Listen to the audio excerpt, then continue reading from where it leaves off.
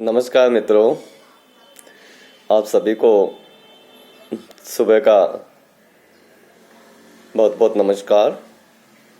आज हम जयशंकर प्रसाद और उनका जीवन दर्शन, विशेष तौर पर के उनके जीवन दर्शन में समरसता और आनंदवाद, इन दो बिंदुओं पर मित्रों आज हम अध्ययन करेंगे कि प्रसाद जी का समरसता सिद्धांत है वह क्या है और उनका जो आनंदवाद है वो। प्रसाद जी ने कामायनी में इसी दर्शन को दर्शाया है। प्रसाद जी कामायनी का मित्रों मूल उद्देश्य समरसता की स्थापना करना है, आनंदवाद की स्थापना करना है। आनंदवाद की स्थापना कैसे किया जाए, आनंद की स्थापना में क्या बाधक है, इसे कैसे दूर किया जाए, किसके सहयोग से, किसके सम्मिश्रण से जीवन में आनंद की स्थापना किया जाए, ये बड़े विचारणीय प्रश्न है। और इन्हीं प्रश्नों के जवाब कामायनी के माध्यम से प्रसाद जी ने हमारे सामने प्रस्तुत किए हैं। मैं दो पंक्ति बोलता हूं, प्रसाद जी ने किस प्रकार आनंदवाद की स्थापना की। औरों के हंसते देख मनू, औरों को हंसते देख मनू, हंसो और सुख पाओ, अपने सुख को विस्मृत करके सबको सुखी बनाओ। औरों को हंसते देख मनू, हंसो और सुख पाओ, अपने सुख को विस्मृत करके सबको सुखी बनाओ। कितनी बड़ी बात कही प्रसाद जी। प्रसाद जी व्यक्तिगत सुख की अपेक्षा, व्यष्टि सुख की अपेक्षा समष्टि को महत्व देते हैं और इस समष्टि की स्थापना के साथ ही उन्होंने संपूर्ण पृथ्वी पर सुख की स्थापना की बात कामायनी के माध्यम से हमारे सामने कही है। मित्रों, प्रसाद जी का कामायनी है, या यूं कहा जा सकता है प्रसाद जी का जो दर्शन है वो शैव दर्शन से प्रभावित है और इसी दर्शन के प्रभाव से प्रभावित होकर के उन्होंने कामायनी में अपने दर्शन का प्रतिपादन किया। प्रसाद जी पर शैव दर्शन का प्रत्यभिज्ञा दर्शन की मान्यताएं लागू होती है और जो समरसता का सिद्धांत है वह सिद्धांत इसी प्रत्यभिज्ञा दर्शन के अंतर्गत आता है। यो कहा जा सकता है समरसता का सिद्धांत इसी सिद्धांत से आया हुआ है। प्रत्यभिज्ञा दर्शन में समरसता का विशिष्ट और महत्वपूर्ण स्थान होता है। समरसता क्या है? इसी समरसता को अनेक आचार्यों ने व्याख्यायित किया है। अब उन आचार्यों में अगर हम आचार्य अभिनव गुप्त की चर्चा करें तो उन्होंने क्या कहा है? आनंद शक्ति विश्रांते योगी समरसते भवेत। अर्थात आनंद शक्ति में विश्रांति पाने पर योगी समरस हो जाता है। इस परिभाषा से स्पष्ट अर्थ ध्वनित होता है, निकलता है कि जब आनंद शक्ति में लीन होता है तभी जाकर के समरसता की स्थापना होती है। अर्थात समरसता की स्थिति वह स्थिति होती है जहां अभेद हो जाता है, अभेदत्व हो जाता है, किसी भी प्रकार का भेद शेष नहीं रहता। मित्रों, ये संसार बड़ा विषम है, बड़ी विविधता लिए हुए है, फिर इस अभेद की स्थिति को कैसे पहुंचा जाए, यह प्रश्न भी बड़ा विचारणीय है, सोचनीय है। शिवत्व की स्थापना कैसे की जाए, क्योंकि शिवत्व विषमता से बिल्कुल अलग प्रकार की स्थिति होती है। वहां पहुंचने पर किसी भी प्रकार की विषमता या किसी भी प्रकार का भेद शेष नहीं रह जाता है। समरसता और विषमता में सबसे बड़ी अंतर यही है कि विषमता के अंदर द्वंद्व रहता है और जहां द्वंद्व है, या ऐसे कहा जा सकता है जब तक द्वंद्व है तब तक समरसता का होना कठिन कार्य है, क्योंकि समरसता में द्वंद्व पूर्णतः समाप्त हो जाता है।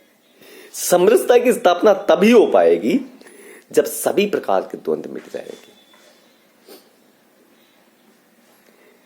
जब व्यक्ति समरस स्थिति पे पहुंच जाता है तो उसके मन में हानि लाभ, जय पराजय, सुख दुख की अलग अलग प्रतीति होना समाप्त हो जाते हैं। उसको ये सभी एक रूप में दिखाई देने लगते हैं। यही स्थिति मित्रों समरस स्थिति कहलाती है। लेकिन समरस स्थिति पर पहुंचना बड़ा कठिन है, इतना आसान नहीं है जितना हम मान बैठते हैं। किन किन बाधाओं को, किन किन द्वंद्वों का सामना करते हुए समरसता पर पहुंचा जाता है, ये विचारनीय पसंद है। समरसता की स्थिति में पहुंचने पर सभी प्रकार के द्वंद्वों का समाप्त हो जाना आवश्यक होता है। वहां पहुंचने पर व्यक्ति के मन में ना तो सुख होता है ना दुख होता है, मात्र एक ही तत्व रहता है, शिवत्व, समरथ, समरसता। ये जो स्थिति है समरसता की, ये स्थिति विषमता से बिल्कुल अलग होती है, क्योंकि ये विषमता है, ये भी उसी चिति या भूमा से उत्पन्न होता है जिससे सब उत्पन्न होते हैं। और ये विषमता भी मानव जीवन के लिए आवश्यक होती है। क्यों होती है मानव जीवन के लिए आवश्यक? मानव जीवन के लिए मित्रों आवश्यक इसलिए होता है क्योंकि ये मनुष्य है, इसी विषमता में लीन होकर के संसार के संपूर्ण कार्य करता है और वो क्रियाशील रहता है, गतिशील बना रहता है। क्योंकि अगर चारों ओर समरसता की स्थापना हो जाएगी तो मनुष्य की गतिशीलता में शिथिलता आ जाएगी, वो स्थिर हो जाएगा, तो जीवन का संचालन एक प्रकार से अवरुद्ध हो जाएगा। इसलिए जीवन में विषमता का होना भी आवश्यक हो जाता, क्योंकि जब संसार में विषमता नहीं होगी मित्रों तो संसार की संपूर्ण सक्रियता समाप्त हो जाएगी, संपूर्ण क्रियाशीलता समाप्त हो जाएगी। इसी बात को प्रसाद जी ने कामायनी में समझाया है। किस प्रकार, किन शब्दों में इस बात को प्रसाद जी ने कामायनी में समझाया है? देखिए उन्होंने क्या लिखा है। प्रसाद जी ने लिखा है, विषमता की पीड़ा से व्यस्त, विषमता की पीड़ा से व्यस्त हो रहा स्पंदित विश्व महान, हो रहा स्पंदित विश्व महान, यही सुख दुख विकास का सत्य, यही सुख दुख विकास का सत्य, यही भूमा का मधुमेह दान। इस प्रकार प्रसाद जी ने कामायनी में सभी क्षेत्रों में समरसता की स्थापना की बात कही है, लेकिन उन्होंने इस विषमता को भी समझाया है, विषमता के बारे में भी बताया है। और उन्होंने ये कहा है कि जब तक इस विषमता को, इस विषमता के द्वंद्व को समाप्त नहीं किया जाएगा तब तक समरसता की स्थापना होना कठिन कार्य है। उन्होंने इस समरसता की स्थापना को जीवन के अनुसार सहज, सरल और स्वाभाविक बना दिया है। प्रसाद जी ने कहा है, जीवन के प्रत्येक क्षेत्र में समरसता का होना आवश्यक है। सुख दुख में समरसता, हृदय और बुद्धि में समरसता, नारी और पुरुष में समरसता। जब तक जीवन के प्रत्येक क्षेत्र में समरसता की स्थापना नहीं की जाएगी तब तक आनंदवाद की स्थापना करना कठिन कार्य हो जाता है मित्रों। इसीलिए प्रसाद जी ने चाहे हृदय हो, चाहे बुद्धि हो, चाहे नारी पुरुष हो, चाहे सुख दुख हो, सभी में समरसता की बात कही है। देखिए, जिस दुख को मनु अभिशाप समझ बैठे थे और अमंगलकारी कह रहे थे, श्रद्धा ने खुशी को सुख का मूल माना है। और क्या कहती है मनु से, जिसे तुम समझते हो अभिशाप, जिसे तुम समझते या समझे हो अभिशाप, जगत की ज्वालाओं का मूल, ईश का वह रहस्य वरदान, कभी मत जाओ इसको भूल। सरदार ने उसी को ईश्वर का वरदान माना है और सभी सुखों का मूल माना है। कामायनी के माध्यम से मनु ने हृदय और बुद्धि का, मनु हृदय का और मनु मन का, श्रद्धा हृदय का और ईड़ा बुद्धि का प्रतीक है। इन प्रतीकों के माध्यम से ही प्रसाद जी ने हमारे सामने हृदय और बुद्धि का समन्वय करके प्रस्तुत किया है। मित्रों, प्रसाद जी ने कहा है कि जीवन के प्रत्येक क्षेत्र में समरसता की आवश्यकता होती है। प्रत्येक मानव के लिए समरसता की आवश्यकता होती है। कोरी भावना या कोरी बुद्धि मन को आनंद तक नहीं पहुंचा सकती है। जब तक दोनों में समन्वय नहीं होगा तब तक समरसता नहीं होगी, तब तक आनंद की प्राप्ति नहीं हो सकती है। कामायनी में प्रसाद जी ने रूपक के माध्यम से क्या क्या रूपक, उन्होंने श्रद्धा को हृदय पक्ष का, मनु को मन का और ईड़ा को बुद्धि का प्रतीक माना है और इनके संयोग से मानव को आनंद के शिखर पर पहुंचाया है। जब तक हृदय, बुद्धि और मन का संयोग नहीं होगा तब तक आनंद की स्थापना नहीं हो सकती, तब तक समरसता नहीं आएगी, तब तक आनंद जीवन में प्रवेश नहीं कर सकता है।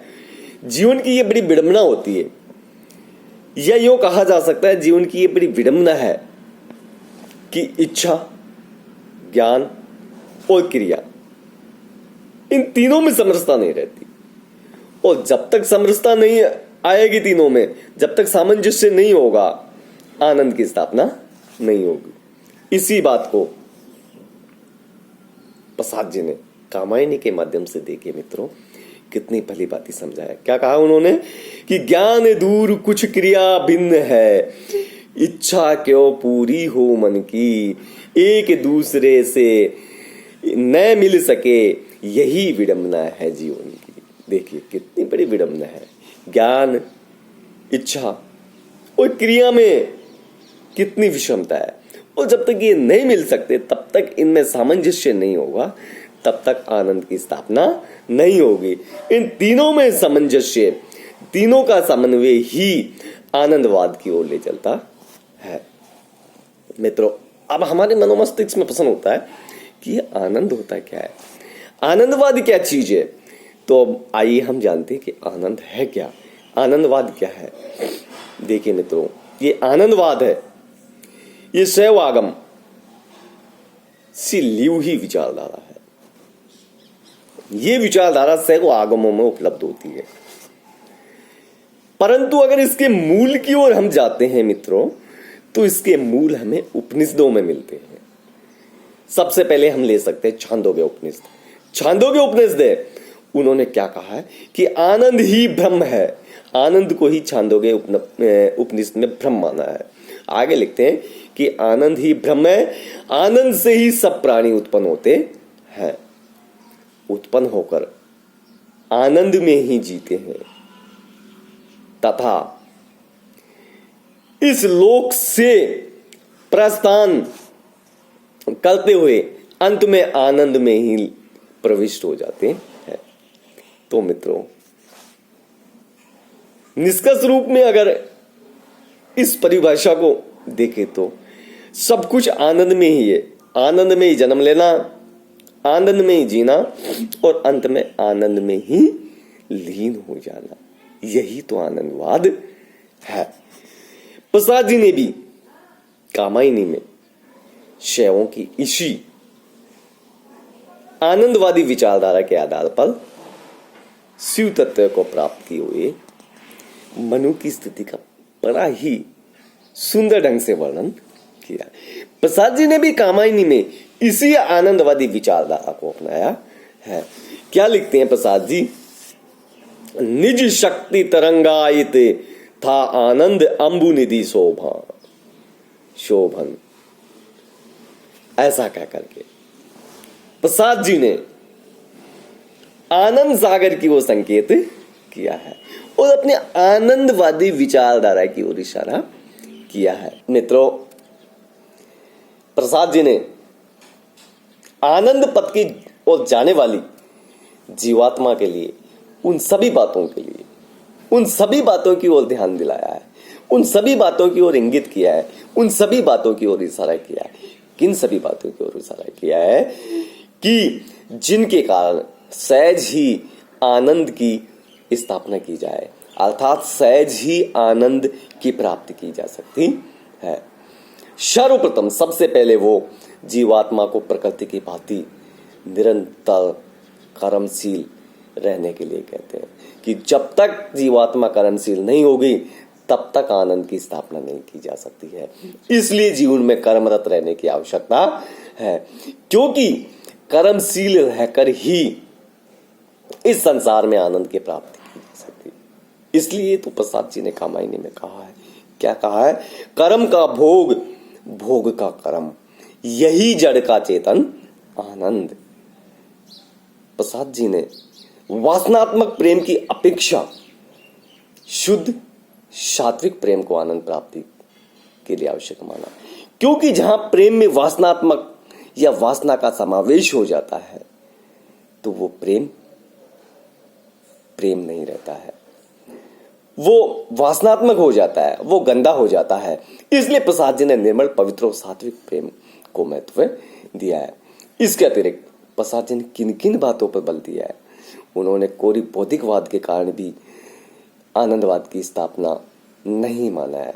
उन्होंने कहा है जब तक बुद्धि और हृदय में समन्वय नहीं होगा तब तक आनंद की स्थापना नहीं की जा सकती है।